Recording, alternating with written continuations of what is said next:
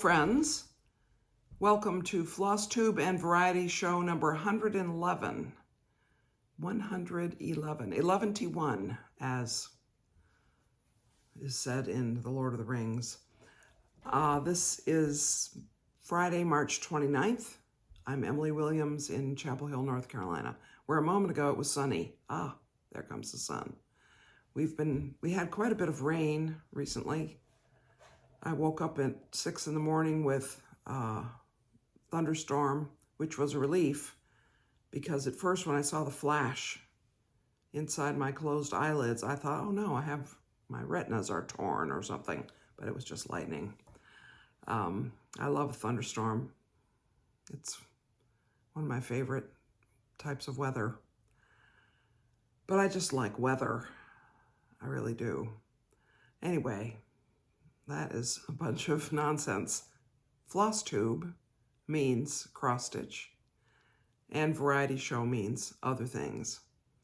And we'll see what the other things turn out to be as we go along. So I'm going to start by showing you a Robson 1897.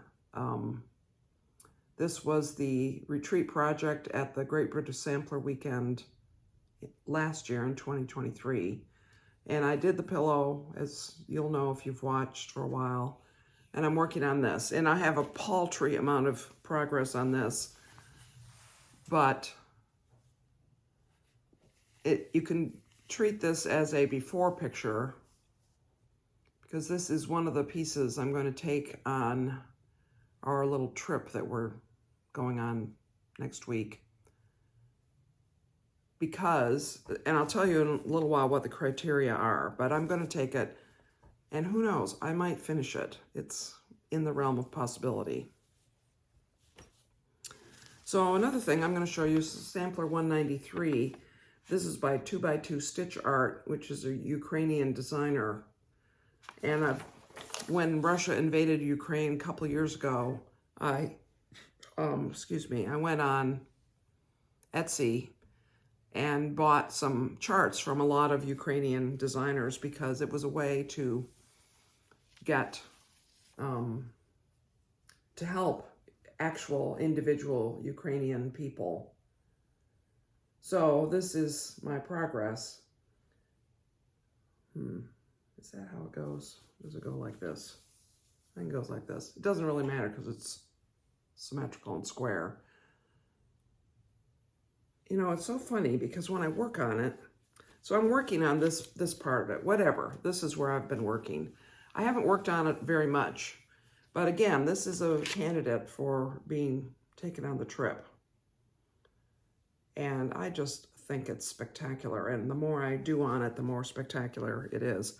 I'm just over 2/3 done with it, according to Pattern Keeper. Now this, I had this wild idea that I might finish before the next video. But of course, that's when I thought my next video was next Friday, which it isn't. This is Lost. Hands Across the Sea. This was in the Words of Wisdom box.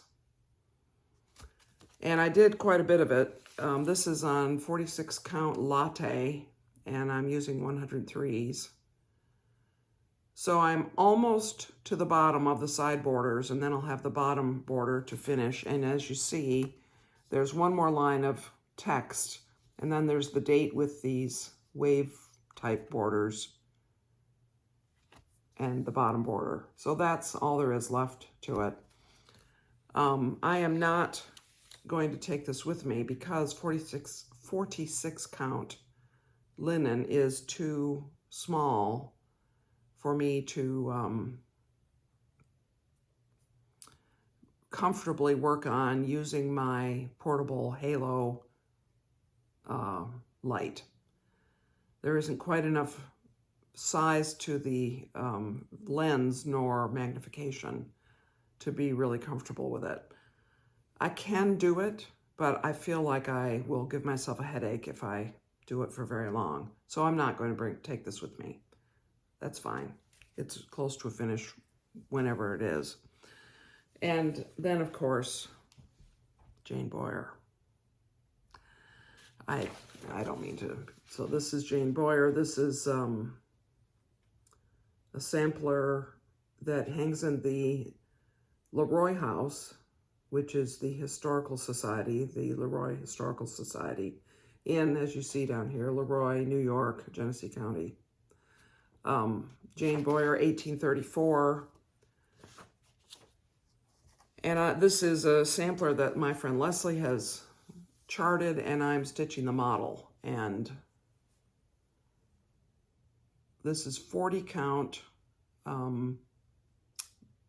Vintage Country Mocha.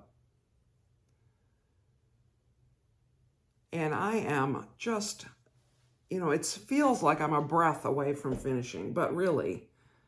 So the whole sampler has, according to Pattern Keeper, it has about 14,200 stitches.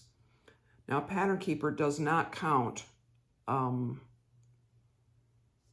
the over one sections as individual stitches. It only counts if a square has a marking in it, then it is a stitch, and it's only one stitch, even if that square might have multiple over one stitches.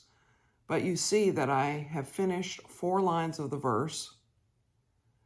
I have almost finished that central over one cartouche border, and just this morning I put in her name.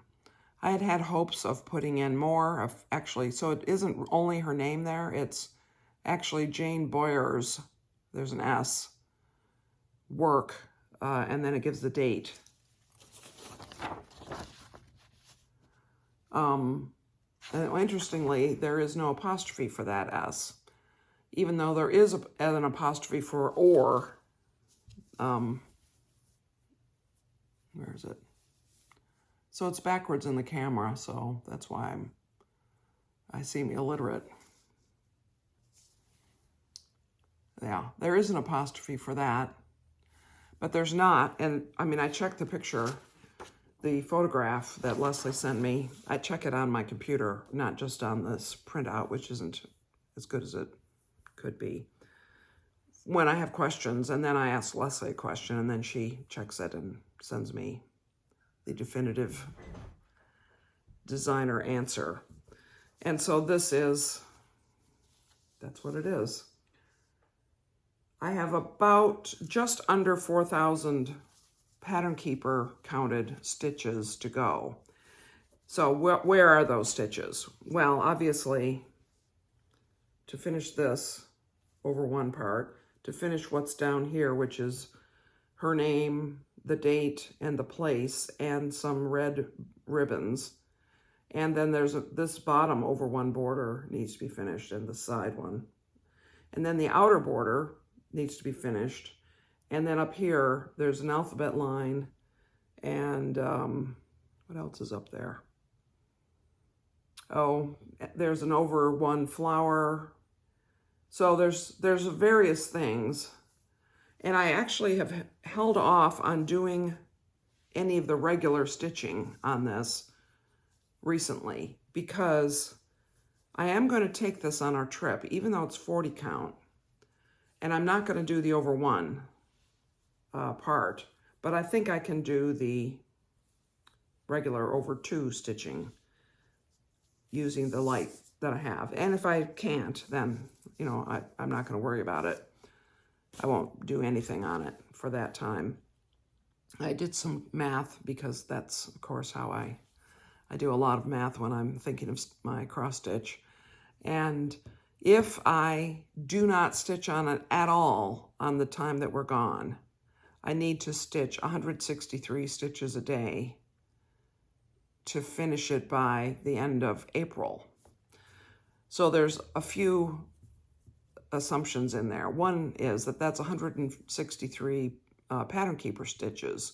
So in the over one section, that's more than 163 crosses. That's something maybe like 200 crosses a day. So that's one fact. The second fact is that to finish it by the end of April is an arbitrary finishing date. My original goal was to finish it by the end of June, So that would be gaining 2 months on the process. So why the end of April? Because Leslie and I are going to actually see each other at the, there's a workshop in Cincinnati as part of the Queen City Sampler Guild that we're both attending, that Nicola Parkman is going to be there giving an amazing sampler, presenting an amazing sampler. And so since we're going to be there, it would be fun to be able to say to Leslie, here, you can take Jane home with you and get it framed, and fix it up if you want to. But I just don't know whether it's really very realistic to get it finished, especially if I find that I can't comfortably work on the over 2 stitching while we're on our trip, because that 10-day gap in stitching is a significant number of days between now and the end of, or when we would be getting together in May. So we'll see. It's exciting to be coming that close to the finish, though. I'm just going to show it again, because this verse, I mean, these tiny little stitches on that whole thing are just, and then we finally have her name, our little girl.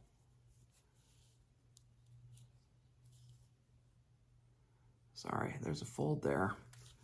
Well, anyway, the other thing that I had trouble with, I watch Flosstube or other type of YouTube or basketball, sad basketball, while I'm stitching quite a lot. And I do fine. I don't make mistakes. I really don't make very many mistakes in my cross stitching. For some reason, even while not watching anything, I have made a number of mistakes in the formation of some of these letters, and had to take them out in the over 1. And fortunately, if you take it out when you still have the thread, the working thread there, and you can just very carefully tease it out, and you can actually salvage the thread and take back the stitches, piece by piece, until you get to where you need to fix it. So I had to do that with the B of Boer this morning, and also with the E of Boer, because I had just made the Y, and when I started the E, I thought I'd make another Y. So I had to take out some stitches to fix that up. But I don't know why my concentration failed me on some of the letters. But, I think that I fixed everything, so I think that all of that is correct. I know for a fact that there's one, at least. I mean, I know that there's an incorrection in what I stitched, which Leslie and I agreed I'm just going to leave it. So that's, so there. Now, we had an interesting discussion. So I'd said before, here we are, we're working on this sampler, we really like it. And then there's this blob down here, right there. Well, what is that? So from up close, it just looks like a blob. From a distance, it looks like it might be the digits 1, 8. What was she doing? Did she have a different color floss she was testing? What was the deal? Well, Ray Niles is a cross-stitch designer and stitcher whom we met at the Great British Sampler Weekend. She was a presenter, and she gave us a sampler adaptation, or a portion, snippet, I can't remember what she called it, maybe snippet, from an antique sampler that she had. That was her gift to the participants in the retreat. And she released it for market just the beginning of this month. So she had put a video together in February showing it. And I didn't watch the video. I don't watch her regularly, although really I should. But part of the reason is she hasn't really recorded regularly, so it's a little hard to keep track of when I should be looking on the lookout for a video by her. But through a coincidental circumstance of somebody knowing somebody who knows her, who grew up with her, I was reminded that I should go and look for Ray Niles. So I went and looked, and she showed one of her market releases was a sampler where the ground cloth had been used before, and the former sampler elements had not all been removed. And I said, that must be what this is. So Leslie and I discussed it, and I think that's what we think happened. Leslie did not chart the blob. There's no blob. When you get the chart, which will be available in October, if you want to add the blob,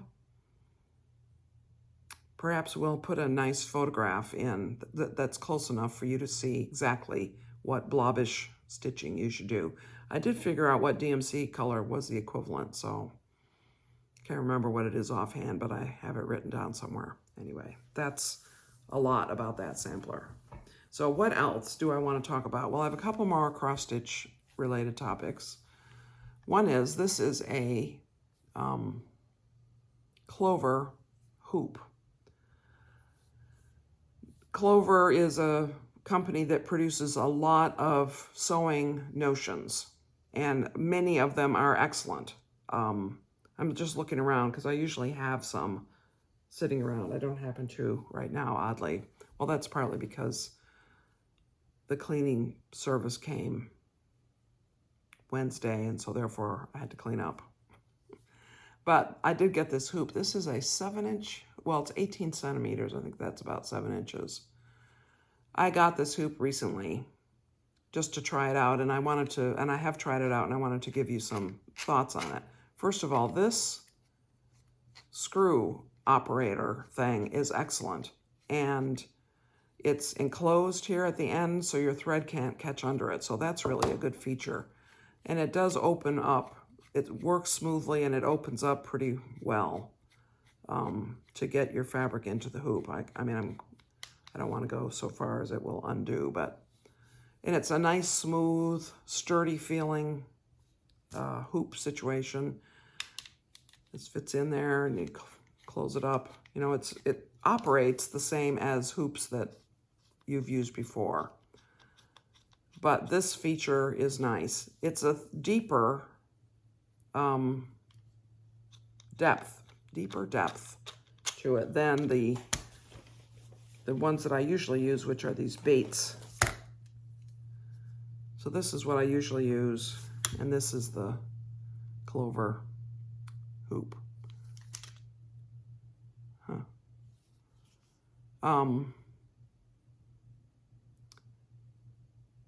And so here's the depth difference. You can see it's quite a bit different. I was just sort of musing about the right-handed, left-handed nature of cross-stitch hoops, and I wonder what difference that would make. So I have used this a couple of times on various of the projects I've worked on since I got it, and I do like it. I like the way it grips the fabric. It seems to hold it very firmly without being in danger of, messing things up that are underneath it. The screw works really well. I think it's an excellent hoop. The one drawback is if you are going to hold it, it is heavy. It's much heavier than this. It might be twice as heavy, which, this may weigh 2 ounces and this weighs 4 ounces, which is no problem, but over time, it is heavy. And so if you're holding it and you're also using your left hand fingers to guide the needle, that is a problem. So what I found is I had to use my Nerge stand, you could use any stand that can grip this part of it. And with that, it's fine, no problem. And the fact that this whole screw tightening area is shielded from the thread catching in it actually means, so on this hoop, when I put it in my stand, I have to screw the screw to this part because it's not wide enough. I don't want to actually hit the screw. I don't want to be squeezing the screw itself. So I put the stand tightening part right there. On this one, you can put it anywhere here, which means you can sort of twist it back and forth depending on how you loaded your piece and how, if you want it straight or if you want it at an angle or whatever your stitching preferences are. So I did like that, but really I cannot use it unless I'm using my stand. So on my trip, I'm not taking this because I'm not taking the stand. And the reason I'm not taking the stand on the trip partly is because even though we're driving, there's a limit to what one should take. But also because I can't really use the stand under the other portable lamp because it's too low. The whole thing is too low.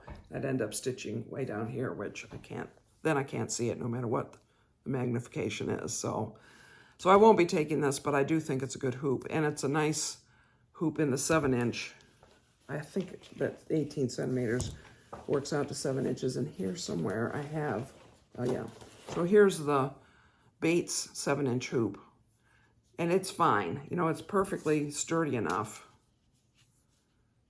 Yeah, it's pretty much identical in size. And this one is hard to hold in my hand, not because it's heavy, but because once I'm stitching way over on this side, my hand is just too stretched to be very effective.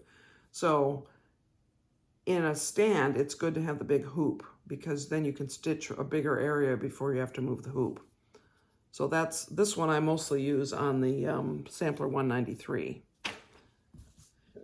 This one I've tried on a few things. Now, one of the interesting things about circles and squares, so our fabric tends to be rectangular, have a right angle corner in it, and our patterns, if you're stitching samplers, they do too. So if you want to stitch down in the corner, you have to move the corner way up so you don't really have much area to stitch in, because in order to have that corner there and enough room for you to manipulate your needle, it can't be right down in the corner and be very comfortable stitching. So a bigger hoop gives you more space to stitch in before you hit that, and the same with the edges. However, if you didn't leave much margin on your fabric, the bigger hoop requires more margin. So it's just bigger. The whole piece needs to be bigger in order to make use of a bigger hoop. I have a couple of 5-inch hoops.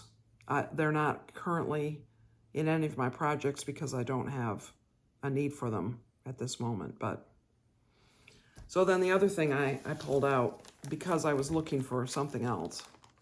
That's always the way it is. And I happened to come across this.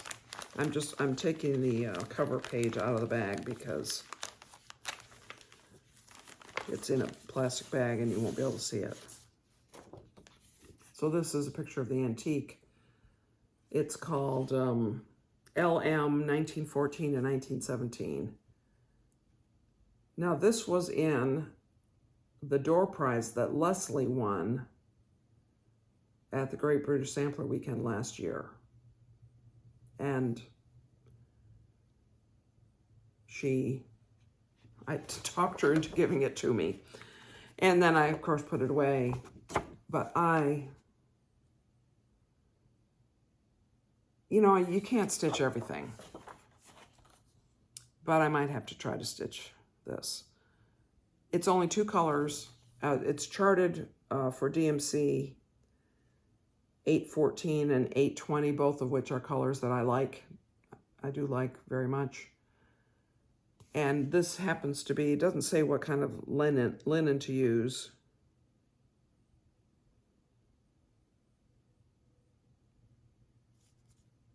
But it's, you know, a medium linen. I have a number of options. It's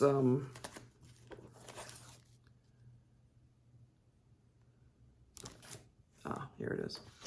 The back shows 226 by 313 stitches. I mean, that's quite a border too. It was originally stitched in wool.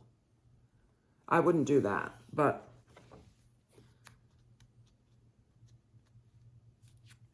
I could see doing it,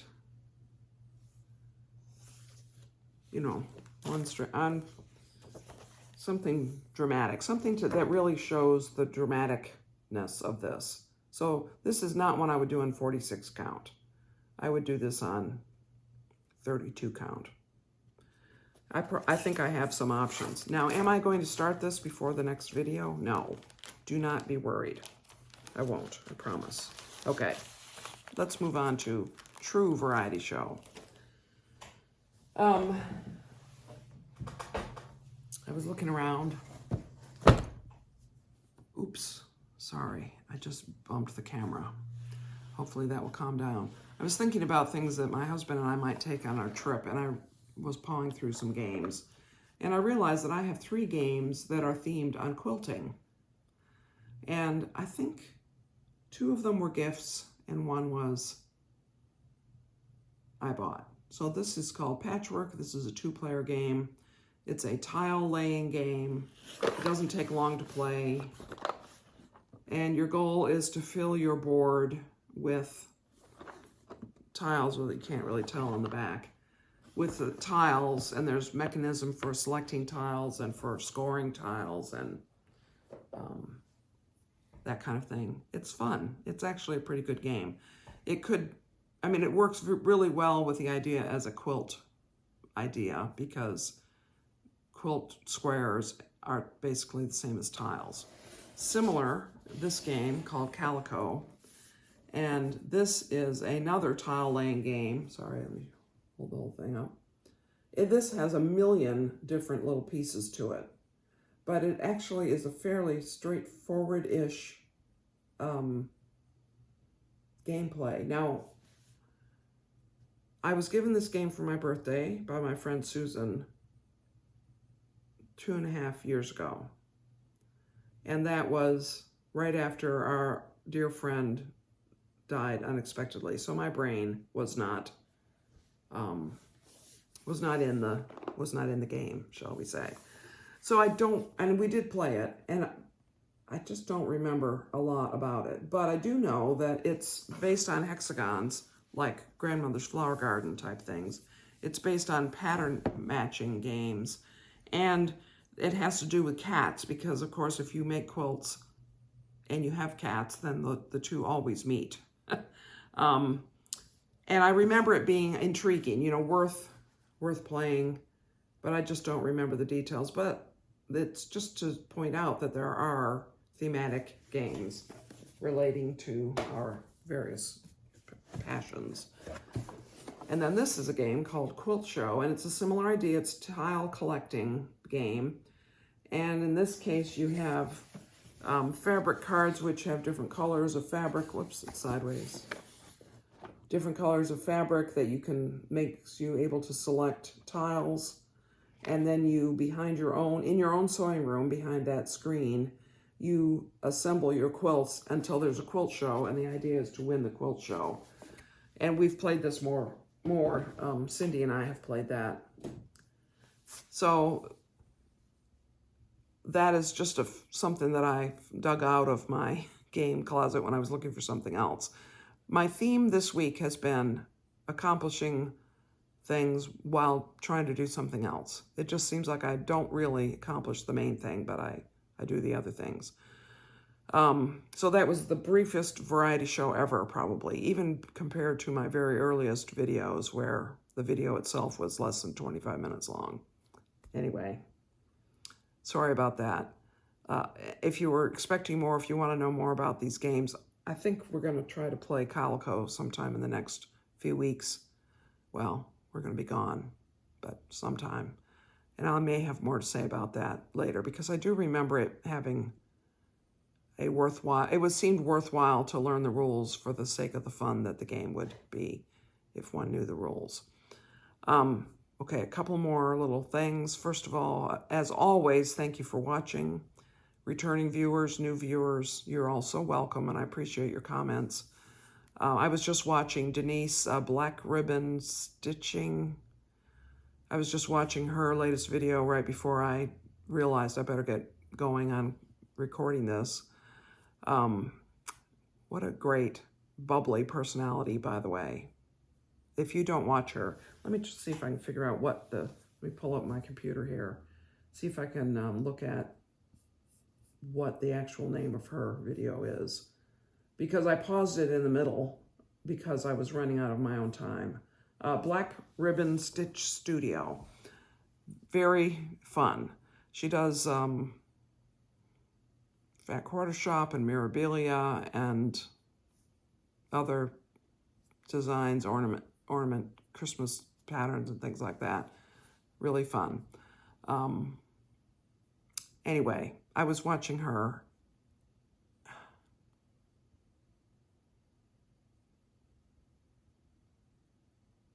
I completely lost why I was mentioning her. Oh well, you can pretend it was so that you would tune into her Flosstube. How about that? I don't know. Oh, she talked about, I know what it was. She talked about how the comments really mean so much to her as a YouTube creator, and I would totally resonate with that. I really enjoy your comments. A little housekeeping. Last week I was totally confused on what week it was related to our trip. So now I know I'm right this time. Cindy and I did record a galloping horse video. We recorded it Wednesday. I edited it last night, and I will post it probably the beginning of next week, maybe Tuesday. Today's video will go up today, Lord willing, although there's been a lot of trouble getting YouTube to actually upload things. I mean, not trouble, it's just taken a lot longer than it ever used to. So those two things. I will not be doing a Flosstube video next Friday. My husband and I are going to be traveling, and we will be in various hotels, and I'm not going to try to figure out a way to make a video and figure out having good enough internet to upload it, because hotels, they do give you internet, but it's usually not very robust on the upload side. Usually you can download pretty well. So don't expect a full video. Possibly I'll do a YouTube short, maybe. Sometimes I've done that when traveling. That's fun. It's fun for me. The following week, we may or may not be home on the Friday that I normally would do a video. I may or may not have done much cross-stitch while traveling. Therefore, there may or may not be a video. So it might be 2 weeks in a row with no video, which that's just how it goes sometimes. But for absolute certain, let me look at the date so you can put it on your calendars, because I know this is how you live your lives. On April 19th, yes. On April 19th, there will definitely be a video. So,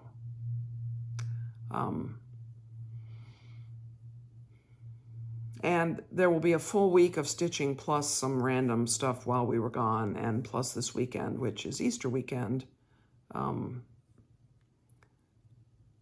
So there will be something. I will have something to show. Who knows? Maybe I'll have a finish on a Robson.